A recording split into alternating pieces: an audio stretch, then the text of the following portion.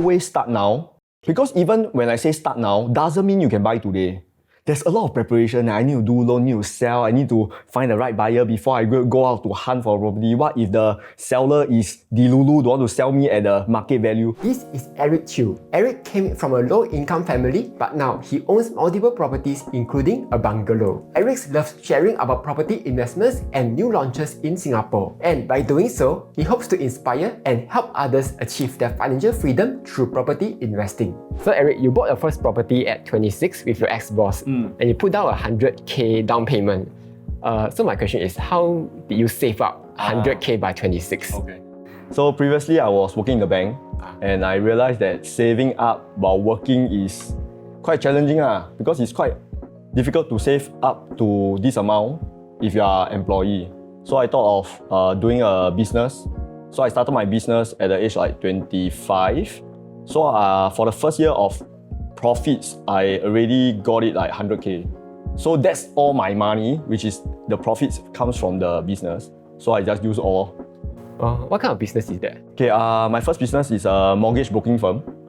So you know lah, we look for best rates, help customer to save money on the bank interest rates. Like all the property websites are doing, right? Correct. So that's my first business. Correct. Okay.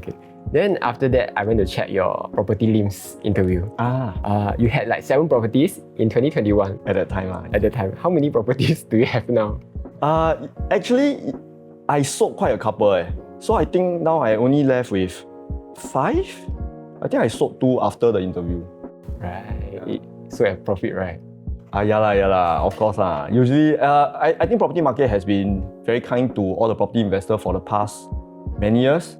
It has always been doing well. Yeah. So if you buy any good projects, the profits is quite decent. Out of all these properties, right, what was your biggest investment mistake? And what do you learn from them? Okay, one of the property is the overseas property I bought. So you know that there's a point of time whereby property investor will come like somehow they want to venture overseas. So at that time when I have like 3 or 4 properties, I thought that maybe I should try one overseas property. So I bought so I bought one KL property.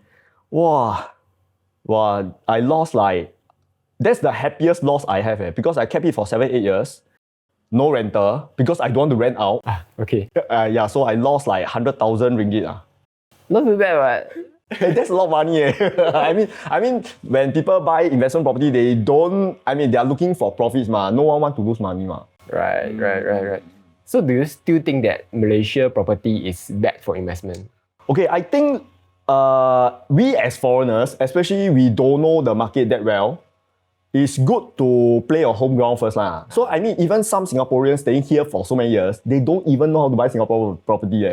So what makes them think that, I buy overseas will make money? So I think locals in Malaysia, I think they will have more insights and strategies how to make money there. Okay. Then what's your most successful investment? Okay, so that's the one that I bought in the crisis. So actually I bought properties over many years. Even when the market is peak, when the market is in crisis, I still make money. But I make the most during crisis, which is the one I bought in COVID time, 2020. I bought the bungalow under my wife's name at CCR. So at that time when they opened up at the time COVID was closed, so no one can go out, no one can view properties. At that time when they say that you can start viewing the properties, then we saw this one and we bought it. So we are quite lucky to find something we like during at that time. Yeah, back then the prices were like depressed, then it suddenly shot up, right? Yes, correct. At that time, as you all know, no one thinks that property will grow so much at that time because it's crisis. Everyone is like locked at home. Like who thought of buying a property at that time? No one. So we are quite lucky to get something we like. Right. Speaking of that bungalow, right? If you are moving from this landed, this is landed into a bungalow, right? Wouldn't you be locking up more money into that property? Correct. Actually, my way of increasing a portfolio is to buy the bigger properties. Okay. So this way, somehow you will grow your net worth as well because property prices grow more if your property price is valued at a higher price. But then if the money is locked in there, then it's basically like CPF lah. Yeah. So you can't touch it. But the good thing about property is you see the increasing in price when there's transactions. So that makes me happy lah. You know, you buy something, you don't need to care about that investment. Then you see over the years it grows by a few 100,000, millions, like that. So it's like, is there any like exit plan for that property? So there's a lot of factors that I look into lah. Like if I buy at this price, what is the estimated price 3 years down the road? Okay, why 3 years? Because the holding period for private property is 3 years to avoid seller's stamp duty. Yeah, so before you buy something, I will need to estimate what will be the price in 3 years' time. So minus all the interest lah, holding costs lah, all the repair lah, will I still make money lah? That's how you calculate to know whether is it a good opportunity. But what's your thought process from moving from this landed to the bungalow? Oh, okay. So I always thought to move to nearer to town. Although both of these landed properties are in CCR, but the newer one, the bungalow, is nearer to town, and we love to go town lah, so it's nearer there. And talking about good schools, there got more good schools compared to here. Here got one good school, there got 2 good schools within 1 kilometer lah. So it's somehow of an upgrade lah. Quick pause. If you are looking to trade options, you can check out Webull. At just 55 cents per contract, Webull actually beats many of the other brokers which charge a higher fee on US options. With Webull's easy-to-use options platform, you'll find useful options data such as the implied volatility, the Greeks break-even price, and so on. There's also an advanced charting tool where you'll be able to add indicators such as moving averages, Bollinger Bands, and relative strength index, which you may find helpful when analyzing the price movements. Webull also provides you with some useful features such as option statistics and probability analysis tools to help you better analyze your probability of success even before making a trade. You will also receive a comprehensive weekly report reflecting trading performance of the previous week, broken down into 3 categories, namely account trading performance, turbo trader performance, and 0DTE options trading performance. Webull is offering upsized promotions in May. With Webull's latest welcome promo, they've launched a new reward called USD Moneybull Interest Booster. And for my viewers who use my exclusive link to sign up and fund, you can get up to 8.4% USD Moneybull per annum yield, capped at 250k for 180 days, with estimated return up to $10,500. This figure is computed based on the $250,000 in USD Moneybull for 180 days. Also, you can get up to $1,050 cash vouchers from exclusive welcome promotion. This promotion is eligible for new users only. But if you are an existing user, good news. If you have not participated in any Moneybull promotions before, you will get to enjoy 3% investment match up to $7,500 return in cash by fulfilling the requirements. Lastly, there's a new share transfer in promo, from which you could get up to another $2,000 worth of cash vouchers plus $500 trading vouchers by fulfilling the requirements. This is exclusively eligible for both new and existing users who sign up with my link and have not transferred shares in before. With that being said, let's get back to the video. Let's say there's a couple basically just my normal viewers they are a couple, they are about 28, have already married. Okay, they have about 300k in savings. That's the normal savings. That's a lot leh. Two people add up together plus CPF. A lot. That's above average already. Really. Because I do a lot of consultation. Usually at this age, they have savings like 100, 150. Yeah, 2 people add up together 150 only So little. Yeah, but you say 300,000, 很多钱 a lot. Including CPF. Oh, I thought cash. Including CPF, yes lah, have. So then they are looking to buy their first property. So which property would you recommend to go for? Okay, first of all, not only I look at savings. If you talk about total add together 300, we also need to think about the income. So if let's say the income is like the median income, first property I think should go for brand new BTO. I mean, if you can wait, I think that's a very good stepping stone to make your first pot of gold lah. Is to buy BTO. Hope you get those not so long MOP type. Then after MOP, you can consider to upgrade to condo lor. It's the usual route lah, BTOs. Yeah, it's the usual route. Yeah, so sometimes people say like it's getting harder and harder. Actually, it has been the same, but you talk about property price inflation, of course, you compare 10 years ago and now, everything's, I mean, the gameplay is still the same. BTO, condo, that's all, it's always BTO, condo. Yeah, actually people say a lot of property are getting unaffordable now, but actually it's not really the case for your first property because yeah, that's why if you can get your first BTO, because usually BTO you make about 1.7 to 2 times upon MOP lah. So let's say you buy 600, nowadays you can sell easily 1 million lah. Yeah, so then after that, but the challenge is, the question is, selling the newly MOP flats is not a problem. Is what are you going to buy next? That's more important. A condo lah. But sometimes they buy wrongly gone. So BTO is very easy. You just buy anywhere, makes money. But the next move is very important. But what if you can't buy BTO, like you can't ballot? What's on next? Yeah, so for those people who are like single, they can't buy BTO. Or they have a foreigner spouse, they cannot buy, then it's either resale flat, which by right, I mean based on the growth of the HDB prices now is still good lah. You know, last time before 2018 like that, if anyone that buys resale flat, they all lose money. Yeah. During that time, but because right now HDB prices went up so much higher every day, almost every day. Every 1 or 2 days, we have like record prices for HDB. So buying resale flat, they will still make some good money. But if not, I will recommend resale condos to start off now. Why not like new launch or EC? Right now new launch EC. Okay, why is there an EC? Is because for those people who have higher income, they can't buy BTO. Then private is like too high, above their budget. So EC is like the mid-range ma. But now, to me, buying EC is like buying a higher class than condo. It's because due to the income cap for EC, right now it's still 16,000. Yeah. So previously when they increased to 16,000, the price for EC is still manageable. The loan you still can get quite high. Now the prices went so much higher. At 16,000 income, you can't get so much loan on.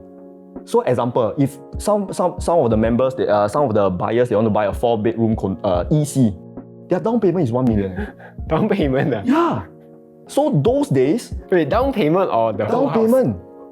No, because they can't get so much loan. Okay. So of course, the earlier days when the 4-bedroom are not that high, and based on their income, they can get higher loan. Well, now is crazy. So to me, it's like you have 1 million down payment for a 4-bedder, and most of them, they got their money from parents, parents support, parents sponsor. Yeah, so buying EC today is a very different story compared to maybe a few years ago. Now it's my situation. Okay, sure. Me and my wife are getting free consultation here. Sure. Okay. So me and my wife are staying in a resale HDB. Okay. Property value now about 550k. Okay. We have about 700k in savings total, including investments, CPF, savings. Okay. So what's your advice? Okay. Most importantly, you need to calculate like with your 700,000 savings, does this includes the selling off of your flat? No. It's like a side, right? Okay, so I asked more detail. Okay, when you say your flat is 550k, the outstanding loan after you minus, then you will know the proceeds ma. You have that number? Let's say about 250 lah. Okay, so 550 minus 250 you get 300 ma. So 300 plus 700, 1 million ma.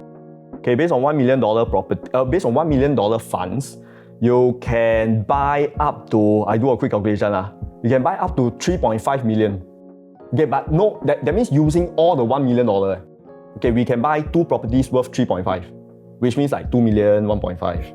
Okay. But that's using all the money ma. So usually no one use all the money one So we will buffer down So instead of buying 2 properties at 3.5, we can buy something like 2 properties, 2.8. Okay, I do a quick calculation So if you buy at 2.8 million, you will left with 210,000 cash and CPF. Okay. So if you think that having 200k cash and CPF is like comfortable, then we can plan 1.4, 1.4 or 1.6, 1.2, something like that. Yeah, right. And don't always stress yourself by buy 2 then the installment how. Okay, to manage the installment, you just need to learn that the second property that you buy, the rental will cover fully. So auto run one. Right now, not possible to cover fully. It's possible, it's possible. You don't. I talk about the good ones because I only focus good one. The bad one I don't care. Okay. The good one. So the rental can cover fully. So you can take off the worry for the installment for the second property. So the first one, then we manage the installment for the first one. So let's say the first one installment is 4,500. Example lah. If you feel that 4,500 minus your CPF, maybe you still need to top up like 3,000 plus. Example. If you feel that this is comfortable, then the 1.5, 1.6 million is your budget. If you feel that it's higher, then you buffer down. But my plan for you, if you want to do, is max 2.8 lah. So that you still have 200,000 嘛, 200k. So this 1.5, right? I know that it's only like 2-bedder, right? Okay. Usually I will always recommend 3-bedder. Okay, but I give you some ideas. Where are these 3-bedders? So we go all the way to Punggol. Their 3-bedders is about 1.5, 1.6. Okay, quite affordable. Yeah. So we go all the way to Pasir Ris. It's about 1.6 to 1.8. Why is it higher in Pasir Ris? Because the condos there are newer. So doesn't mean that both are at the end they are the same price. No, it still depends on the age of the property lah. But for those like young couple, I have young couple those 20 plus years old, they want to stay like near city center. So I will recommend City Fringe. Their 2-bedder is about 1.5. So it's either 2-bedder City Fringe or 3-bedder OC which is like Punggol lah, Pasir Ris lah, Tampines lah.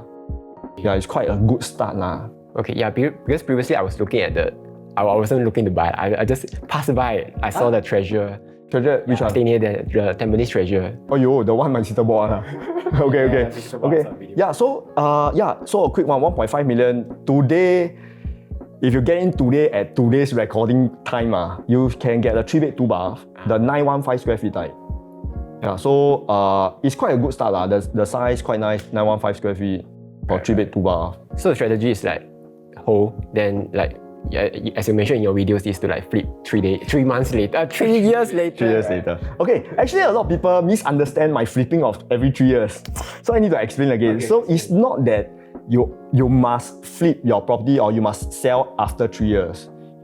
Usually I will only sell or advise to sell if you want to buy bigger. Let's say you are totally fine staying in a 3-bed 2-bath, then you can always flip the second property. But the second property can be a 2-bedder, starting 2-bedder, then after that the next one you flip. The reason of flipping is to buy bigger. So that your portfolio is higher, the rental that you collect in absolute amount in the 3 years is also more. That's the only reason to sell and buy. If not, you can always stay put. Okay. It's to get the higher leverage also lah. Correct. Okay, makes sense. You mentioned buying 2 properties. Then in your other video, you say that it's better to avoid mixing your own stay property and investment property, right? So for your own stay property, the location, the resale value, all these are not so important? Okay, everyone wants to make money in all the properties they buy lah. So the challenging property is always the own stay property because there's a lot of factors Right. I want to stay near my kids' school lah, near parents' place lah. So in all areas in Singapore, there are some good condos there. So we only look out to buy those. There are a lot of lousy ones lah. So it's good to focus the right one. So if you buy the right one in that area, then you can keep it and you can hold. So it's still important to factor this in. Yes. But a very easy way to buy a very easy to make money for condos is to buy near where HDB owners like to stay. Oh, why? Okay, so you see, if I did a lot of research, so if there's a condo in between of a lot of HDB flats, estates, that condo will do well because human nature they stay in the HDB for a long time, they are very familiar with the place, they want to upgrade to near where they stay. So the condo there do well is because there's a lot of demand from the upgraders there. So why some of the areas they don't do well is because there isn't any HDB flats. There are too many condos. For example, like Flora Drive, Hillview area, there are too many condos, but don't have a lot of flats. That's why due to the supply, the condos there don't perform. So if you buy like Punggol area, like Pasir Ris, Tampines, these are like very prosperous estate because there are so many upgraders. You will not scared you can't exit because there is always people who want to upgrade.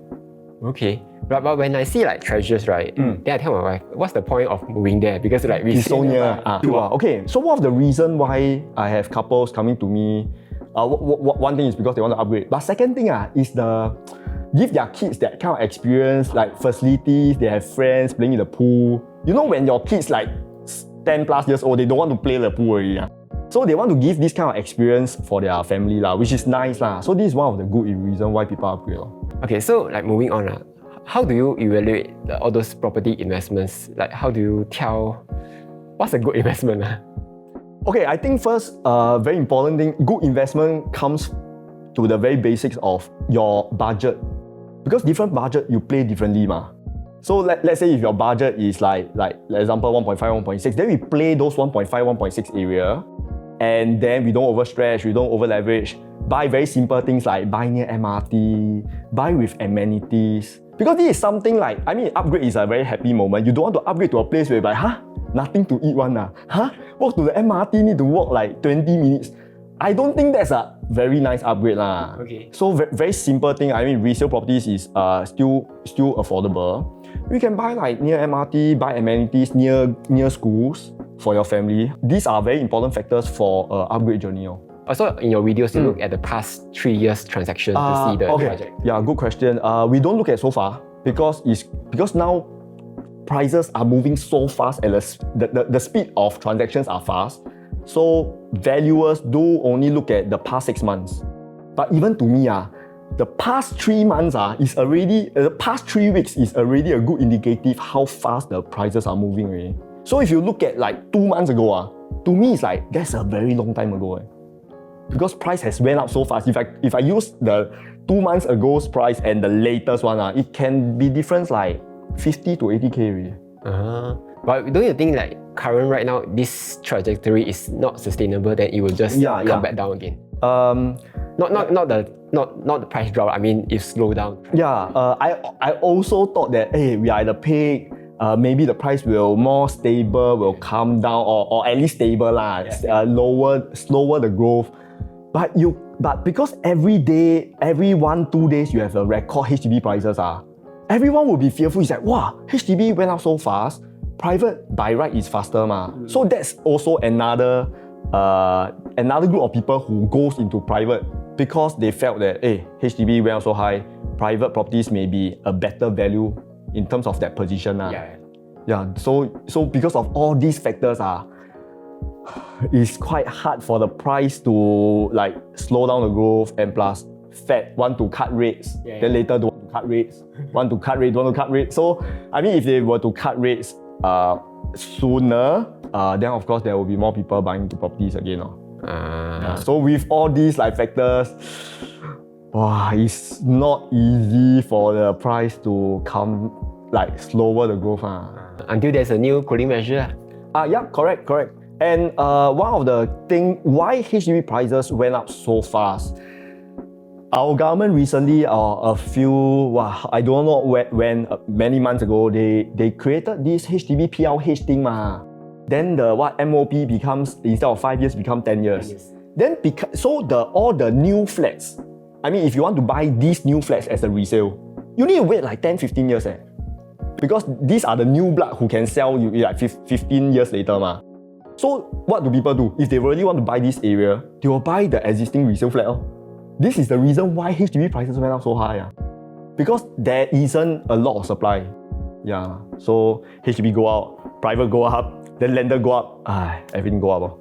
Good for homeowners. Good for homeowners, economy, Okay, then the other thing you mentioned, like a good condo project needs to be like mid to large size development, near MRT, just like you say, near MRT, near amenities, near a good school, and it's a leasehold because the price appreciation is faster than the freehold. But you also mentioned like you need to have a tennis court.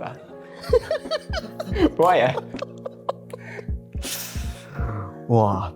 This one I teach in my class one. Actually, it's a joke. It's a joke. You want to make I will say the answer, but you want to make a guess? Is it more because more rich people play tennis? No. 继续 guess. 继续 It is a logical answer, but most people don't know. more healthy people? Okay. I spare you lah. Okay. I look at tennis court because only big projects have tennis court. That's the reason I look at tennis court. Not because I play tennis, not because of healthy. It's because developer, if the land is very small, developer won't build a tennis court for the sake of the owners ma.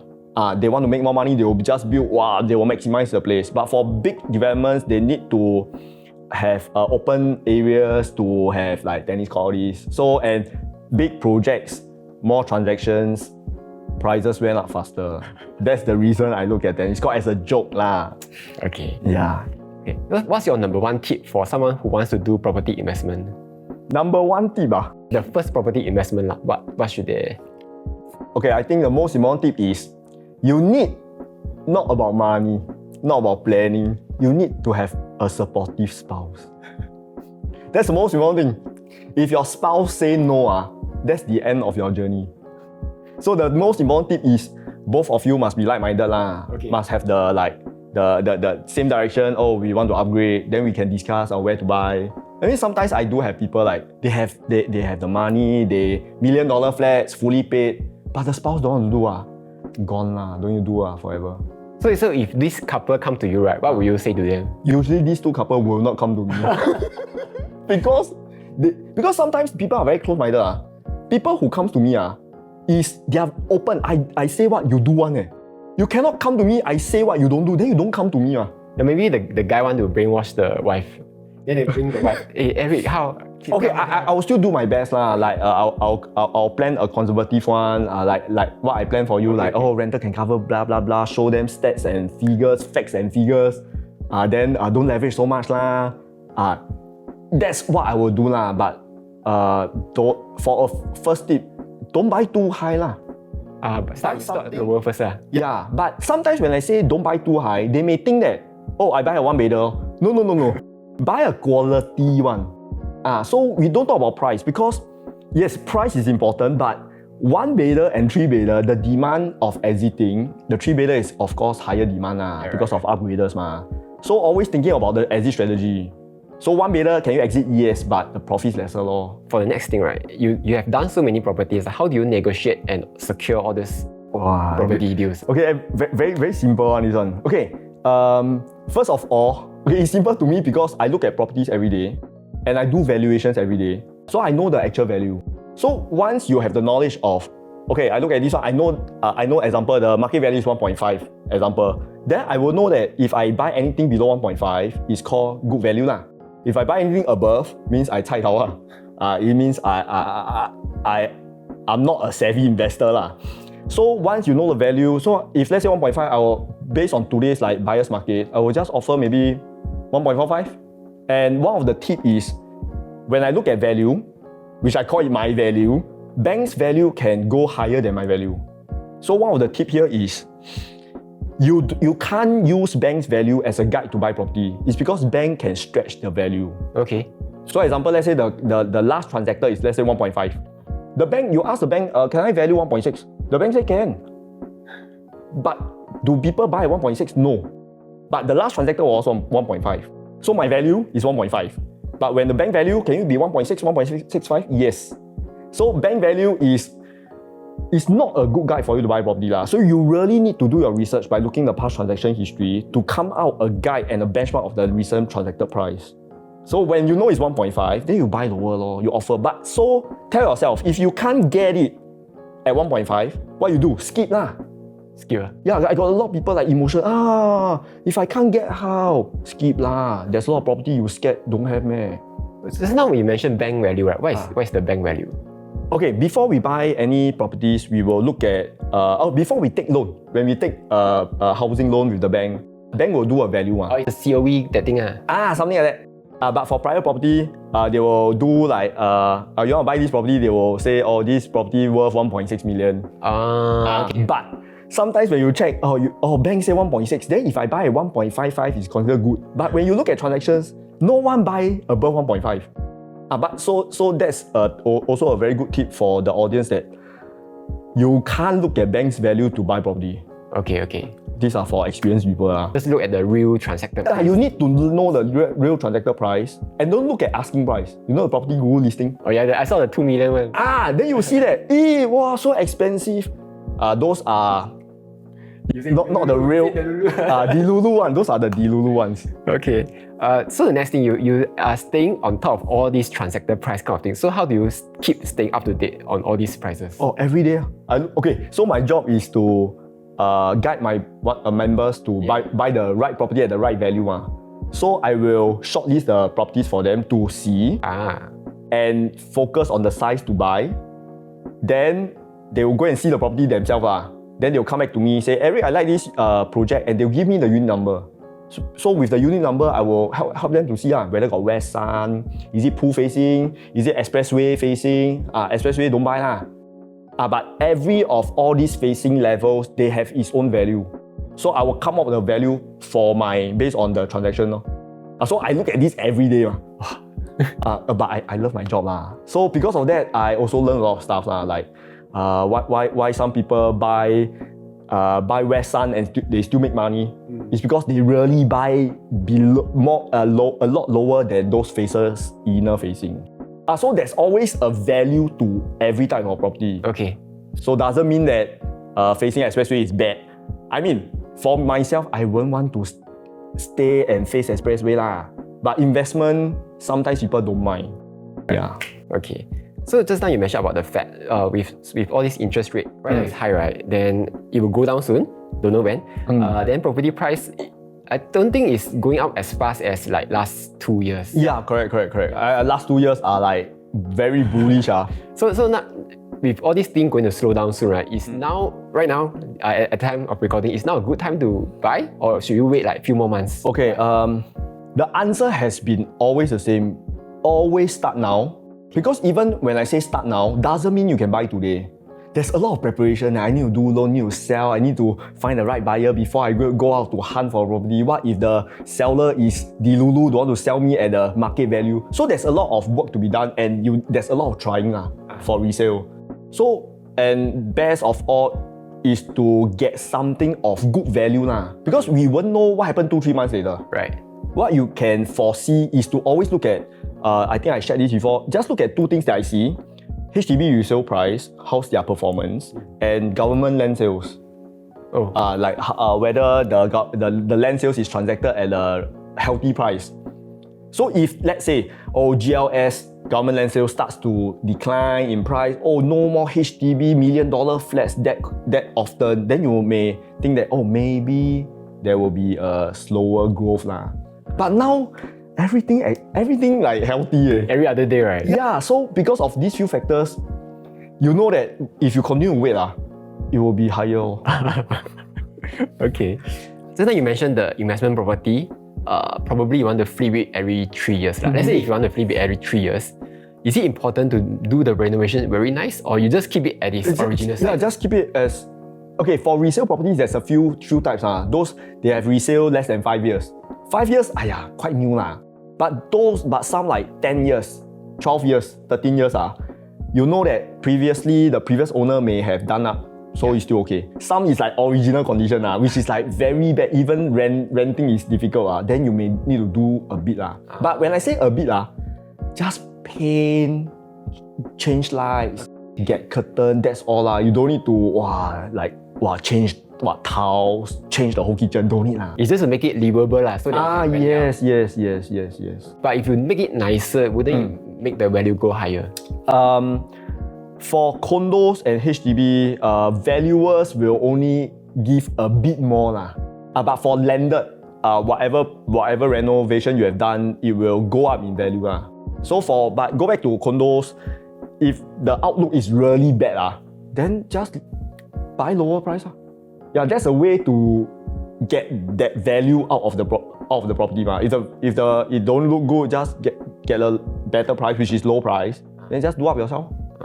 Makes sense. So it's like a business mindset but that's for investment because own stay property is very different You want to buy something that like 美美顺顺这样 you don't want like it's very cui then hard to move in time. Correct. It's very different for own estate property. Okay. What do you think about the industrial and commercial property? Because you always talk about like residential.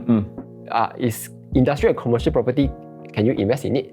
Okay, commercial industrial property is the way to increase the number of properties you own. Because residential property, only husband can own one, wife can own one to avoid ABSD lah. If you still want to expand, you can. I mean, there are people who buys in factories, offices to expand their portfolio. But as I say, I tried industrial, I tried commercial, I bought all the properties before. But the most make money type of property is still residential due to the demand. So that's why I always encourage, once you have 2 residential property and you still have more funds, why not you wait until one of the property SSD over, then you upgrade bigger lah. Instead of you go into like industrial, commercial. It looks fun because last time I also want to build so I thought why not I go and buy industrial and commercial. It's okay. It's just that the capital appreciation is not as exciting as residential property. So doesn't mean that you own a lot or you make a lot of money. Residential still is the only type that makes very good kind of capital gain. Yeah, because people need to stay in it. Correct. There's a need there's a demand Whereas office, like right now, after COVID, people may not want to. There's a lot of work from home. Then people scared if I buy now, the tenant may leave. There are some of the worries So to me, if you really want to go commercial industrial, I will advise to don't go there. Just continue to build your 2 residential, build it bigger, or build it to a better location. So there's a lot of things you can upgrade the 2 properties. But if you move out, let's say if you move to let's say you are starting with let's say Tampines outside city, then you move into city, right? Wouldn't the demand be lower at city area? Correct. Okay, city area as in the core, then I won't advise But go to city fringe Okay, so when you start from city fringe for the east, is MRT Eunos. Eunos is the start of city fringe. So all the way you can buy up to Lavender then don't go anywhere further. So there's a few upgrades Eunos. The cheapest city fringe will be Aljunied. The more atas one will be Dakota, Tanjong Katong, all these Marine Parade. So that is an upgrade. Yeah, so there's still demand at those places. So there's a lot of demand to city fringe. That's where most of the transactions takes place, OCR and city fringe. CCR sadly don't perform that well because of foreigners. Usually foreigners like to buy CCR, but they kena the 60%. So the demand, like recent news, they say that over the last quarter or last month, there's only 1 foreigner who bought CCR. Previously, there's a lot. Down left one. Okay. So you talk a lot about property investments. What's your take on stock investments? Okay, I do have members coming to me showing that because I will usually look at their portfolio. Then sometimes I see that they say your stock doing very well. So with a lot of all these experience looking at people making money from stocks, I think is a very good alternative way to investment. But because I know nuts about stocks, I only know if you know what you are doing, you will make money. But for myself, because I don't know anything about stocks, I only know properties, so I have 0 stocks portfolio. Everything is in property. Yeah. So I think stocks is something good to explore also for young couple. Where are you putting your money at if you're not putting into stocks? Business and property only. So you reinvest back reinvest back and. But let's say you got that 3-4 years waiting period. Yeah. So one of the strategy what we are doing now is instead of buying the property as it is, we buy it, we tear down and we rebuild. And so the rebuilding really will, and because construction costs, everything went up, so we use the money to do all this. What are your thoughts on topping up $8,000 into CPF every year? Okay, I'm not a very CPF person and because I'm self-employed and we are, it's not compulsory for us to top up, right? Yeah. MediSave yes MediSave yes. But so everything I keep in cash. So the most what I do with my cash, except business and property, is fixed D. The very traditional one. Okay. So I don't even put in T-bill. It's like fixed D. I don't top up CPF ever. So CPF is only during your work last time? Correct. So my CPF, very little money only. Okay, that is also one of the learnings I experienced in my banking days. So all my clients, I see their portfolio, wow, they got like millions in cash. Then I look at their CPF account. I said, your CPF zero. It's quite difficult to have zero because if you work for somebody else, sure got CPF. I saw people got zero at the age of like 40 plus. It's like zero. How can it be? They say, because we self-employed, so don't need to top up, we don't top up. So everything all cash. So it influenced me in that way. So I keep everything cash, that if I don't use for my business, just put it into fixed bill. That's true actually, because CPF is more for the normal people. Employed. But actually CPF is good for non-savers. Non-savers. That means they don't save money one. Yeah, I think CPF works very well for those people. Okay, because I have clients who I came across cases whereby they are self-employed. And there are two types of self-employed. One is like doing very well, one is not doing well. Okay. Then the not doing well and plus no CPF contribution over the years no money on. Yeah, so actually CPF is a very good way for savings. At least you can use that money to buy your house one day. Makes sense. Okay. Moving on to talking about future trends. Singapore is aging population. By 2030, we'll see 1 in 4 Singaporeans over 65 years old. Wow. So how would that affect property prices at that time? Yeah, I mean based on, we are moving towards the trend that there may be one day it's really not easy to afford condo anymore. Condo, okay. Yeah, so we can see people downgrading If not, they will hope their parents have property to pass on to them If not, they will just continue staying in the flat Yeah, and I still feel that there is still good potential for property owners to hold properties at that time because it's getting rare. I mean, if at that time it's very hard to buy anymore, you will not want to sell, you want to keep because you know that if you sell, you can't buy back anymore. Yeah, so that's how I think property will still be a good way to keep your investment. What about HDB prices? Because everyone will be old people. Yeah, then the government keep building BTO. Correct. So again, there's a few articles saying, because we are quite a young country, so right now we talk about the leasehold of the HDB flats, they are still quite okay, not the super old type, but they will come to a point that they left 10 years, they left 20 years. So what will happen at that time? Of course, a few articles saying that it will, by right, go to zero. A lot of people angry. But by right, if you think about it, leasehold, if it goes to zero, it's really zero. And because there's no track record of any article saying that, this is a flat that we just hit zero and the owners will still get some money back. We don't have such news yet. So who will be the first guinea pig? We will need to wait. But I think if there's a few possibility, it may go to zero. Owners, or the better one, owners will get some money, or you will be replaced to like those en bloc one. They en bloc here, then they give you a new place to stay. I don't know what will government do, but private is still a safe. Private property is different. It's safer in that sense because before when the lease starts to go down, then developer would like to en bloc so that they want to build bigger. But that's where you have control for private property owners. But for HDB, you have no control. It's a public housing. Okay. You mentioned in one of the property link video, there's the 2 times price gap between HDB and condo. Double. Yeah, so for example, right now, if HDB is 1 million, condo is 2 million. But by 2030, right, HDB will be maybe 2 million, right?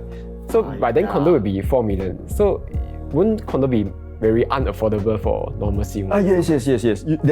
That's why when I say 10 years ago, my sister started BTO 320, she sold double 640, then she bought a 3 bedroom condo 1.3. It's double. But at that time, the double is very easy to enter. Yeah. And you can see from now, it's getting harder and harder. So you can see the challenges is always getting harder. It's always getting more and more challenging. It's not getting any easier.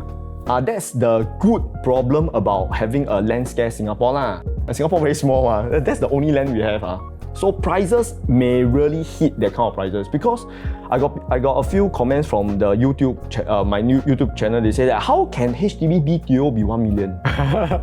Yeah. Now it's near 700 plus for you. No The most recent one is 877,000 which is Ang Mo Kio that one, Central Reef their 5 rupee is 877 So hit 1 million is, it's almost there already Yeah. But because a lot of people, they are not in the property market, so they thought that, hey, Eric, you say 1 million, wow, very scared No bro, it's really 877,000 already So another 50k is 900 plus already And now the highest HDB flats is almost 1.6 how we weren't, maybe a few years ago, we don't even know that HDB will hit 1.5 that soon Now it's 1.588 latest.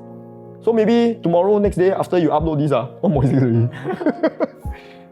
So the moral of story is like you should buy as soon as possible but don't over leverage Right. Yeah, and because you see, based on the plan that I plan for most people, they have the affordability to buy 2. But nobody buy 2 immediately You always buy 1 first, move in, recalculate your finances. Then when you're ready, then buy second property Because right now the property price goes up at certain locations because got new MRT being built all this. Correct. But by then everything built already. Then you can see that opportunities will be lesser already. You know that there's always a saying last time people who do last time they anyhow buy, they anyhow make money But now it's so different. Last time you can buy multiple properties without ABSD. Last time you can take 90% loan. Last time stamp duty is cheaper. Everything is easier So that's why I say when you really have that time, you have the ambition, it's time to do as soon as possible And usually the best age to do is below 45. That's my average age in my network So it doesn't mean that 46 cannot do, doesn't mean that 50 can't do. It's still based on your portfolio because sometimes people at the age of 50, they have a lot of savings So in my mind it's like, why you save so much and you don't do anything? So I always tell people, you save not to save. You save is to invest You save so much. The money, inflation will erode down. So put your money into somewhere where you have a track record of growing your money. Money makes money. One of them is property Okay, makes sense. I think that's all. Thank you so much for your time. Do check out his channel. He talks a lot about property. Yeah, I only talk about property. Okay, thanks. Thank you.